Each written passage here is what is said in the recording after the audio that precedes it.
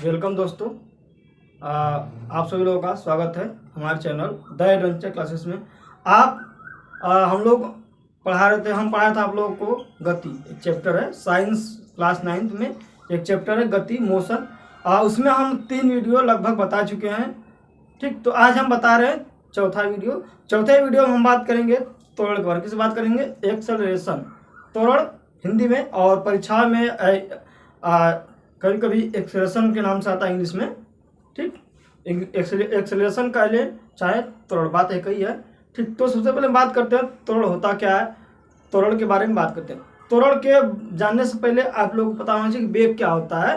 तो वेग हम बता चुके हैं। जो लोग पिछला वीडियो नहीं देखे होंगे उनमें हम जो है डिस्क्रिप्शन बॉक्स में हम बाकी 3 वीडियो का लिंक हम वहाँ पर दे देंगे, आप वहाँ से देख लीजिएगा कि वास्तव में वेग होता क्या है। तो वेग थोड़ा सा जान लेते क्या होता है कि विस्थापन को तय करने की समय दर। ठीक, विस्थापन तय करने की समय दर क्या कहते हैं? वेग कहते हैं। क्या कहते हैं? वेग। ठीक, इतना पता होना चाहिए कि विस्थापन को तय करने की समय दर को वेग कहते हैं। ठीक, तो वेग पता हो गया होगा।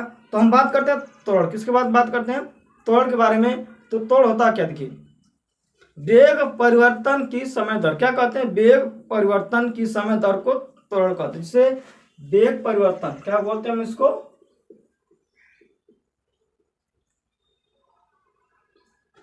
वेग परिवर्तन की समय दर को त्वरण कहते हैं। क्या कहते हैं हम लोग? इसको त्वरण कहते हैं। परीक्षा सीबीएसई बोर्ड में पूछा जाता है सेम चीज, तो उसके क्या बोलते हैं? The rate of change of velocity. The rate of change of velocity is called as acceleration. क्या बोलते हैं? अगर इंग्लिश में पूछा जाए तो सिंपल सी बात होता है, the rate of change of velocity is called acceleration. ठीक, क्या होता है? The rate of change of velocity, the rate of change of velocity is called as acceleration. क्या बोलते हैं इसको हम लोग? एक्सेलरेशन। परिभाषा क्या था इसका? वेग परिवर्तन की समय दर क्या कहते हैं? त्वरण कहते हैं। वेग परिवर्तन की समय दर को त्वरण कहते हैं। अब कहने का मतलब कि वेग परिवर्तन होता कैसे होगा? यदि मान लेते हैं कि हम जो है अभी गाड़ी स्टार्ट किए, उस टाइम में हमारे गाड़ी का वेग था 0 मीटर प्रति सेकेंड था। क्या था? 0 मीटर प्रति सेकेंड। ठीक, अभी हम 5 सेकेंड के बाद हमारी गाड़ी का वेलोसिटी जो हो गया 20 मीटर प्रति सेकेंड। क्या हो गया? 5 सेकेंड बाद क्या हुआ? 5 सेकेंड बाद जो हो रहा है 20 मीटर प्रति सेकेंड। क्या हो गया? 20 मीटर प्रति सेकेंड। अब क्या हो रहा है कि वेग में परिवर्तन होगा। यहाँ पे वेग में परिवर्तन होगा। तो इसी वेग के परिवर्तन की दर मतलब समय से भाग दिया जाएगा, परिवर्तन की दर। अब देखिए कितना परिवर्तन हो रहा है। अब इसमें क्या होता है? वेलोसिटी, त्वरण जो होता है हमेशा इसको डिनोट करते ए से। ये बराबर होता वेग परिवर्तन, मतलब इसमें परिवर्तन कितना हो रहा है। तो परिवर्तन मतलब पहले अंत में कहाँ पहुंचे हम लोग, और पहले कितना था? क्या था? अंतिम वेग माइनस प्रारंभिक वेग, मतलब final velocity minus initial velocity upon time. ये बराबर होता है v माइनस यू बटे टी। जहां v जो है आपका अंतिम वेग, क्या है? v आपका अंतिम वेग या फिर फाइनल वेलोसिटी, और u क्या है आपका? है प्रारंभिक वेग या फिर इनिशियल वेलोसिटी। क्या होता है? फाइनल वेलोसिटी, और u क्या हो गया? Initial velocity. मतलब v अंतिम वेग है और u क्या है? प्रारंभिक वेग बटे t।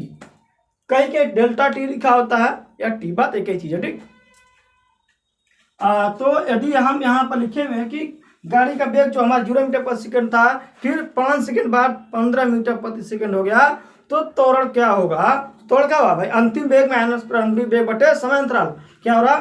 अंतिम वेग माइनस प्रारंभिक वेग बटे समय अंतराल। तो अंतिम वेग क्या है आपका? 20, प्रारंभिक वेग क्या है? 0 बटे समय कितना लगा? 5 सेकंड का। तो 20 में से 0 घटाएंगे, 20 बटे 5 कितना लगा? 4 मीटर प्रति सेकंड। इसका देखिए यहाँ पर मीटर प्रति सेकंड स्क्वायर क्यों आया? आपको पता होना चाहिए कि वेलोसिटी का मात्रक होता है मीटर प्रति सेकंड। वेलोसिटी जो होता है, वेलोसिटी का मात्रक होता है मीटर प्रति सेकंड। क्या होता है? वेग का मात्रक क्या है? मीटर प्रति सेकंड। लेकिन त्वरण का मात्रक मीटर प्रति सेकंड स्क्वायर आया। ऐसा क्यों आया बताते हैं थोड़ा सा। यदि आपका a बराबर है v माइनस यू बटे टी, v माइनस यू बटा के टी, और बी आपका वेलोसिटी है और यू भी एक वेलोसिटी ही है। लेकिन हालांकि अंतर है कि बी आपका अंतिम वेग है और यू क्या है, प्रारंभिक वेग। अब दोनों का मात्रक समान है, इसका मतलब मीटर प्रति सेकंड हो गया, माइनस मीटर प्रति सेकंड हो गया। अब देखिए माइनस वहां से ऐसा मत से माइनस में फटाक से कर दें, ठीक, क्योंकि यहाँ पर 5 मीटर पर सेकंड है, यहाँ पर 0 होगा तो कुछ घट ही आएगा ना। मान लेते हैं यहाँ पे मीटर पर सेकंड, और ये क्या आता है, समय का मतलब कहता है सेकंड। अब देखिए सेकंड, अब कुछ ना कुछ घटेगा, कम बेसी तो हमेशा ही होगा ही, वेग बढ़ेगा या फिर घटेगा, कुछ ना कुछ या तो प्लस में आएगा तो माइनस में आएगा, लेकिन जो मात्रा का मीटर पर सेकंड ही आएगा। वेग कम हो या ज़्यादा हो, माइनस में आए चाहे प्लस में, लेकिन यूनिट तो हमेशा मीटर पर सेकंड ही रहेगा अपॉन सेकंड। अब इसको ऊपर 1 लिखने कोई फर्क ही नहीं पड़ता इसमें, सेकंड को क्या हो जाएगा, मीटर प्रति सेकंड स्क्वायर।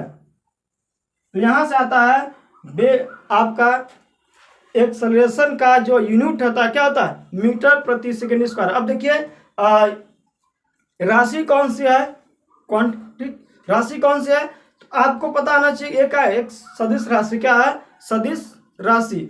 और ये सदिश राशि क्यों है, इसके पीछे वाली देखते हैं। आपको पता होना चाहिए कि वेग परिवर्तन विस्थापन तय करने की समुद्र क्या कहते हैं, वेग, विस्थापन को तय करने की समुद्र क्या कहते हैं, वेग। और जबकि पता होना चाहिए कि विस्थापन क्या एक सदिश राशि होती है। सदिश राशि क्यों होती है कि विस्थापन जब तय किया जाता है उसमें डायरेक्शन भी मायने रखता है, ठीक, डायरेक्शन बदलने पे आपका विस्थापन चेंज, अरे जो डिस्टेंस लगातार बढ़ता है, लेकिन आपका विस्थापन और डायरेक्शन चेंज करने से इफेक्ट पड़ता है, क्या प्रभाव पड़ता है उसके विस्थापन पे, ठीक। तो विस्थापन क्या होता है, एक सदिश राशि है और उसी विस्थापन को तय करने की समुद्र को वेग कहते हैं। और वेग भी क्या होगा, सदिश राशि। अब वेग परिवर्तन को त्वरण कहते हैं, तो त्वरण भी कहा जाएगा सदिश राशि। त्वरण क्या होता है, त्वरण जो होगा आपका एक सदिश राशि, क्या होगा, त्वरण आपका एक सदिश राशि होगा। क्या होगा, त्वरण एक सदिश राशि हो गया। त्वरण का मात्रक मीटर प्रति सेकंड होगा, क्या होगा, इसका मात्रक होगा मीटर प्रति सेकंड हो जाएगा। और त्वरण होता क्या है, ए बराबर भी माइनस यू बटा के टी, ए बराबर भी माइनस यू बटा के टी, जहाँ ए क्या है आपका एक्सेलरेशन है, ए क्या है आपका एक्सेलरेशन है, या फिर ए भी लिख सकते हैं। त्वरण बराबर होता है प्रारंभिक वेग माइनस अंतिम वेग बटे समय अंतराल। क्या होता है, अंतिम वेग माइनस प्रारंभिक वेग बटे समय अंतराल। हिंदी में लिखना है तो अगर इसको आप नोट कर लीजिएगा थोड़ा सा। त्वरण बराबर होगा आपका अंतिम वेग माइनस प्रारंभिक वेग, क्या होता है आपका अंतिम वेग माइनस प्रारंभिक वेग बटे समय अंतराल। क्या होता है, समय अंतराल, ठीक। त्वरण का हो गया अंतिम वेग माइनस प्रारंभिक वेग बटे समय अंतराल। इसी को अगर इंग्लिश लिखा तो क्या होता, तो एक्सेलरेशन ए बराबर अंतिम वेग भी प्रारंभिक वेग बटे यू बटे टी, ये होता है आपका एक्सेलरेशन। अब इसके थोड़ा सा हम लोग बात करते हैं प्रकार के बारे में। डिफिनेशन ऑफ एक्सेलरेशन, मतलब त्वरण की परिभाषा समझ गए होंगे। यदि आपसे पूछा जाए कि त्वरण की परिभाषा लिखिए, इनका मात्रा लिखिए और सूत्र लिखिए, तो क्या लिख के आएंगे आप लोग कि वेग परिवर्तन की समय दर, परिभाषा में आप लिखेंगे कि वेग परिवर्तन की समय दर क्या कहते हैं, त्वरण। ये लिखा हुआ है कि वेग परिवर्तन की समय दर को त्वरण कहते हैं। त्वरण का सूत्र होता है अंतिम वेग माइनस प्रारंभिक वेग बटे समय अंतराल, या फिर ए बी माइनस यू बटा के टी। इनका मात्रक होता है मीटर प्रति सेकंड स्क्वायर, और ये एक सदिश राशि, क्या एक सदिश राशि है। अब इसके प्रकार की बात करते हैं, तो त्वरण जो होता है बेसिकली 3 टाइप का होता है। क्या होता है, 3 टाइप का होता है। पहले की बात करते हैं तो समान त्वरण। क्या होता है, एक समान त्वरण, एक समान त्वरण क्या होता है,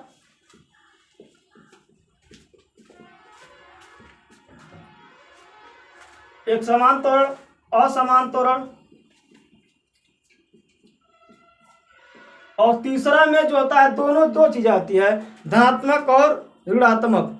धनात्मक और ऋणात्मक दोनों चीज एक ही है, मतलब अलग अलग है लेकिन ग्रुप एक ही इनका, धनात्मक तथा ऋणात्मक, धनात्मक या फिर ऋणात्मक त्वरण, ठीक, धनात्मक या ऋणात्मक त्वरण। अब हम बात करते हैं एक समान त्वरण, असमान त्वरण, धनात्मक और ऋणात्मक त्वरण। किसकी बात करते हैं? समान, असमान, धनात्मक तथा ऋणात्मक त्वरण। समान त्वरण क्या होता है? जब आपका वेग परिवर्तन जो है समय के साथ समान हो, क्या हो? जब किसी वस्तु के वेग में परिवर्तन क्या हो? समय के साथ समान बिंदु, ठीक, समान समय अंतराल में वेलोसिटी में क्या है? समान परिवर्तन हो, ठीक। थोड़ा इसको इरेज कर दें।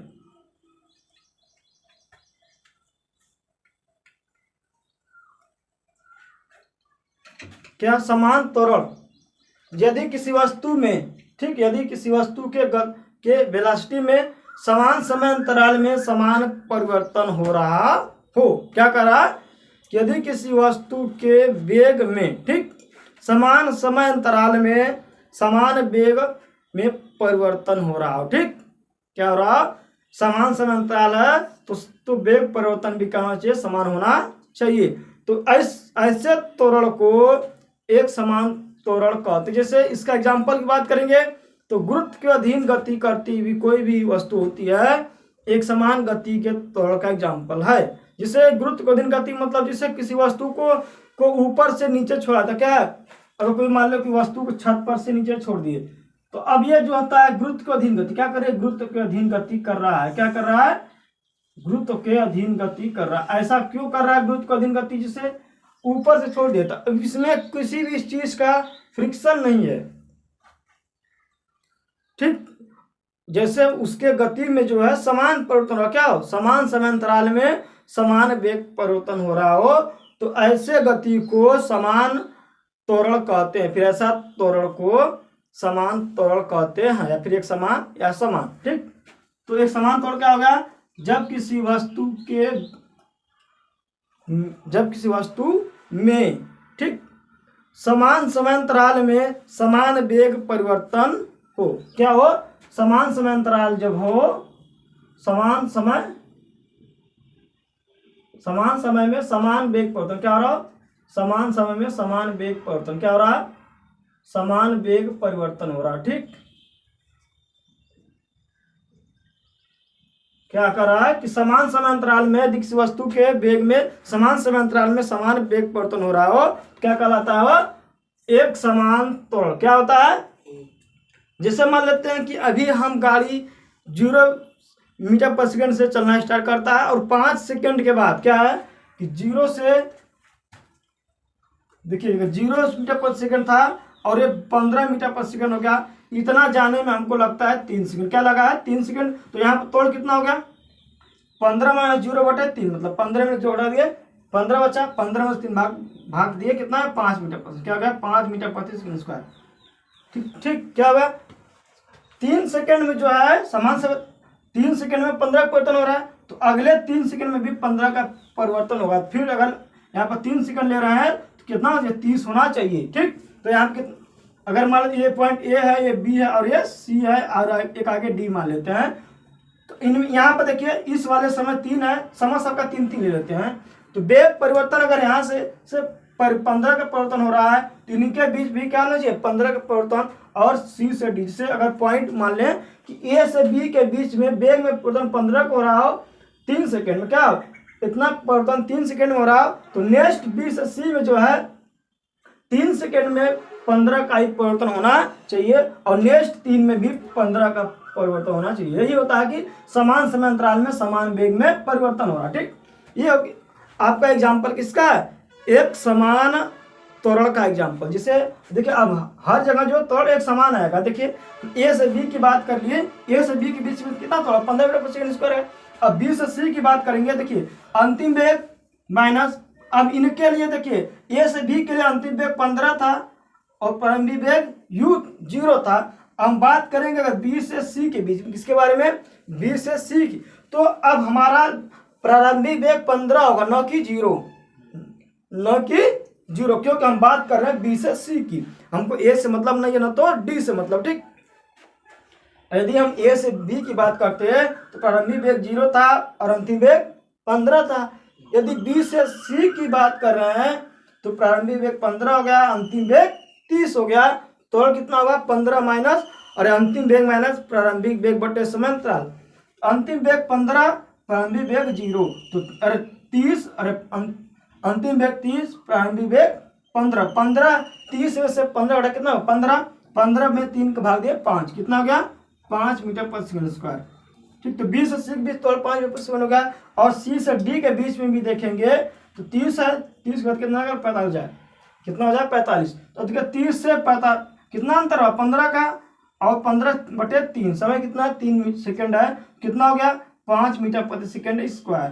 तो ऐसा पर जब भी वेग परिवर्तन होगा, जब भी इस प्रकार का वेग परिवर्तन होगा तो किसका एग्जाम्पल होगा, ये समान वेग समान त्वरण। क्या देखिए हर समान समांतराल में समान वेग परिवर्तन हो रहा हो तो ऐसे त्वरण क्या कहते हैं समान त्वरण। देखिए हर जगह क्या हर एक पॉइंट पे त्वरण क्या है समान, क्या है समान त्वरण। तो ऐसे त्वरण जब किसी वस्तु के वेग में समान समांतराल में समान वेग परिवर्तन हो रहा हो तो ऐसा त्वरण क्या कहता है समान त्वरण। कहाँ दिमाग तुम्हारा, जब किसी वस्तु के वेग में समान समांतराल में समान वेग परिवर्तन हो रहा हो तो क्या कहते हैं उसको समान त्वरण कहते हैं। अब बात करते हैं हम लोग असमान। असमान असमान मतलब कि आपका वहां पर समय समान है लेकिन वेलोसिटी में परिवर्तन क्या हो अलग अलग, क्या हो वेलोसिटी में अलग अलग के समान समांतराल में भिन्न भिन्न वेग को, समान समांतराल में समान समांतराल में भिन्न भिन्न वेग क्या है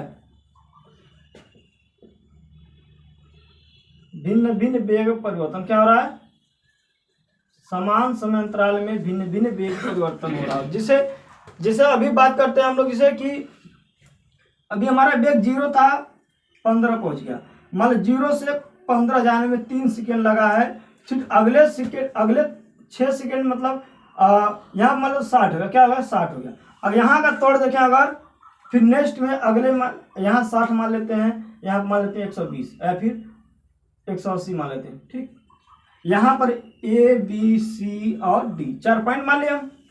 यहाँ से 0 से 15 जाने में हमको 3 सेकेंड में क्या लगता है 3 सेकेंड का। तो ए से बी का तोड़, ए से बी तोड़ कितना अंतिम वेग माइनस प्रारंभिक वेग बटे समांतराल। तो अंतिम वेग 15, प्रारंभिक वेग 0 बटे समांतराल 3। तो 15 माइनस 0 15/3 कितना होगा 5 मीटर प्रति सेकंड का। ए से बी के बीच तोड़ क्या होगा 5 मीटर प्रति सेकंड का। लेकिन बी से सी की बात करेंगे 15 से 60, क्या 15 से 60 और समय कितना लगा है 3 सेकंड, सब में समांतराल कितना 3 सेकंड का। तो 15 माइनस अंतिम वेग 15 अरे 60 प्रारंभिक वेग 15, तो 60 में 15 घटा कितना बचा 45 में 3 भाग दिया कितना होगा 15। बी से सी के बीच कितना होगा 15 मीटर प्रति सेकंड स्क्वायर। और सी से डी की बात करेंगे तो इनके बीच अंतिम वेग है 180, प्रारंभिक वेग 60।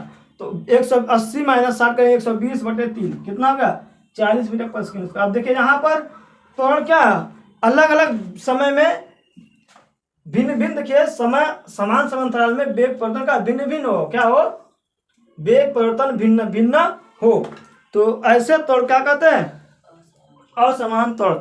जब किसी वस्तु के वेग में समान समांतराल में समान समांतराल में समान भिन्न भिन्न वेग परिवर्तन क्या हो, जब किसी वस्तु में समान समांतराल में भिन्न भिन्न वेग परिवर्तन हो तो इस प्रकार का त्वरण असमान त्वरण क्या कहलाता है असमान त्वरण कहलाता है। ठीक, क्या हुआ असमान त्वरण कहलाता है।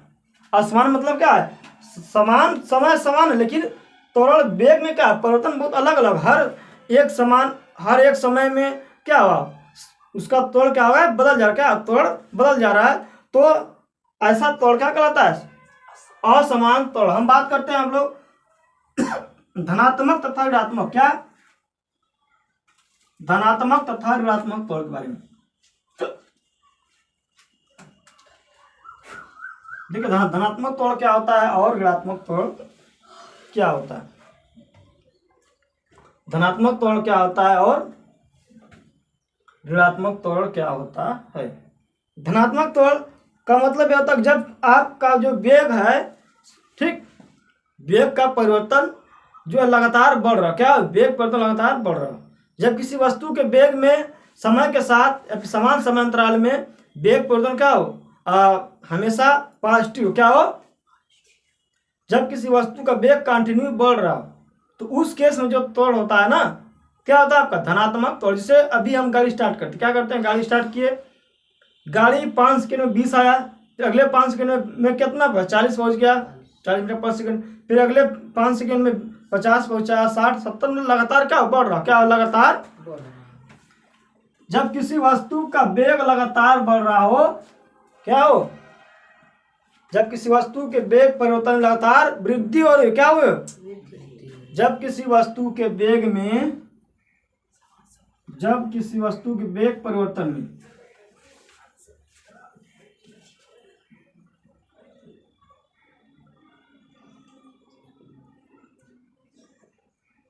वेग परिवर्तन में लगातार वृद्धि हो रहा हो, क्या हो रहा हो, तो ऐसा त्वरण जो होता है,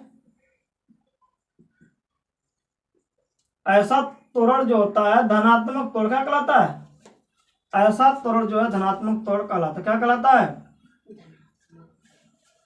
जब किसी वस्तु के वेग में परिवर्तन, वेग परिवर्तन में लगातार वृद्धि होगा, जब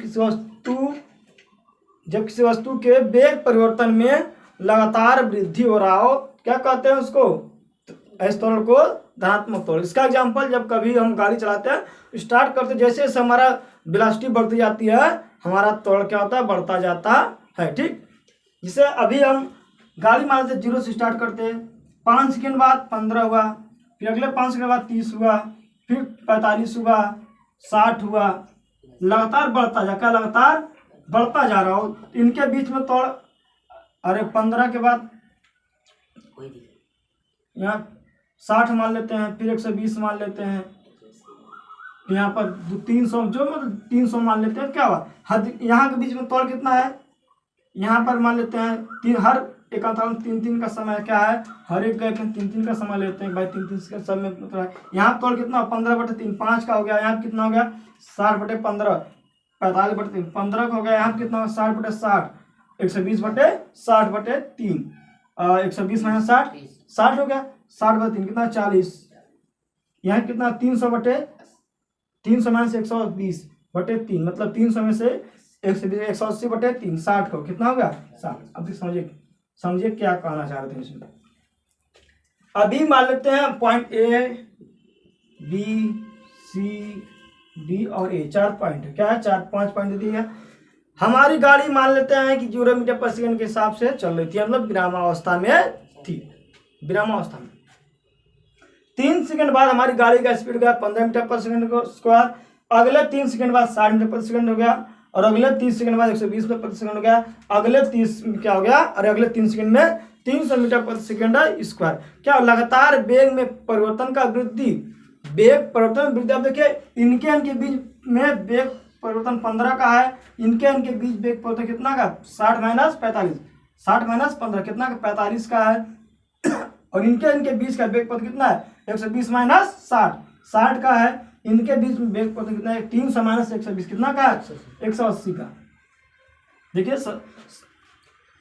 आपका समान समय क्या है वही है, लेकिन वेग परिवर्तन का लगातार वृद्धि, क्या है, वेग परिवर्तन में लगातार वृद्धि हो रहा हो, तो ऐसा त्वरण क्या कहलाता है, धनात्मक त्वरण। जब किसी वस्तु के वेग परिवर्तन में लगातार वृद्धि हो रही हो, तो ऐसा त्वरण आपका धनात्मक त्वरण कहलाता है। हम बात करते हैं ऋणात्मक त्वरण, किसकी बात करते हैं हम लोग, ऋणात्मक त्वरण। ठीक, ऋणात्मक त्वरण ठीक इसका उल्टा होता है, ठीक इसका उल्टा होता है। लिखेंगे वेग परिवर्तन में लगातार कमी हो, क्या लगातार कमी हो, क्या हो रहा, कमी हो रहा हो। जब किसी वस्तु के वेग परिवर्तन में लगातार कमी हो रहा हो, क्या कहते हैं उसको, धनात्मक ऋणात्मक त्वरण। हम इसी को उल्टा लेकर चलेंगे, ये समझिए क्या करेंगे, इसको हम उल्टा चलते हैं। कहा जा रहा है कि ऋणात्मक त्वरण कब होता है, वेग परिवर्तन में जब लगातार कमी हो रहा हो, तो इस प्रकार का त्वरण ऋणात्मक त्वरण का क्या कहलाता है, ऋणात्मक त्वरण कहलाता है। अभी मान लेते हैं कि हमारी गाड़ी का वेलोसिटी जो है 300 मीटर प्रति सेकेंड था, 300 मीटर प्रति सेकेंड था। अब 3 सेकंड बाद हमारे 120 हो गया, फिर अगले 3 सेकंड बाद 60 हो गया, अगले 3 सेकंड बाद 15, अगले 3 सेकंड बाद कितना हो गया 0। तो अब यहाँ वेग परिवर्तन क्या होता है, अंतिम वेग माइनस प्रारंभिक वेग, अंतिम वेग क्या होगा 120। अब यहाँ पर अंतिम वेग 120 होगा और प्रारंभिक वेग 0, अरे सॉरी 300। क्या होता है आपका त्वरण अंतिम वेग माइनस प्रारंभिक वेग। अब भाई ऋणात्मक का मतलब यह है कि वेग में परिवर्तन में कमी हो रहा हो, तो हमारी वेग ज़्यादा होगा तब ना लगातार कमी होगी, ब्रेक लगाएंगे। हम लोग ऋणात्मक त्वरण को मंदन बोलते हैं। क्या बोलते हैं? मंदन। इंग्लिश में रिटार्डेशन, ठीक। क्या बोलते हैं हिंदी में हम लोग? मंदन। अभी हम मान लेते हैं जब हम गाड़ी को ब्रेक क्या लगाते हैं? ब्रेक लगाते हैं तो उस समय में ऋणात्मक त्वरण होता है। जैसे जब किसी वस्तु को नीचे से ऊपर की ओर फेंका जाता है तो उस केस में तो वेग क्या होता है? लगातार घटता रहता है। एट द मैक्सिमम ऊंचाई पर वेग क्या होता है? 0 होता है। जब हम किसी वस्तु को नीचे से ऊपर फेंकते हैं तो वेग घटता जाता है, और किसी वस्तु को ऊपर से नीचे फेंका जाता है तो वेग बढ़ता जाता है, ठीक। मान लेते हैं हमारा यहाँ पर शुरुआत में जब किए थे तो वेग हमारा 300 था, 3 सेकंड बाद हमारा 120 हो गया, फिर 60 हुआ, 15, फिर 0। अब देखिए लगातार वेग में कमी होगा। इनके बीच में पहुँचा कितना हुआ? 180 का, फिर 60 का हुआ, 45 हुआ, 15 का। मतलब वेग परिवर्तन में क्या हो? लगातार कमी। क्या हो रहा हो? जब किसी वस्तु के वेग परिवर्तन में लगातार कमी हो रहा हो तो इस प्रकार के त्वरण को क्या कहते हैं हम लोग? ऋणात्मक त्वरण। तो आप लोग से आशा करता हूं कि आप लोग त्वरण और त्वरण के प्रकार को समझ गए होंगे। यदि आप लोगों को वीडियो नहीं भी समझ में आया हो, समझ में आया तो अच्छी बात, नहीं समझ में आया तो आप लोग कमेंट करके जरूर बताइएगा किस पॉइंट पर नहीं समझ में आया, और मैं अगले बार आप लोग जरूर प्रयास करूंगा कि जो टॉपिक आप लोग को नहीं समझ में आया मैं उसको आपके टॉपिक को कन्फ्यूजन दूर करने का कष्ट करूंगा। ठीक है, धन्यवाद।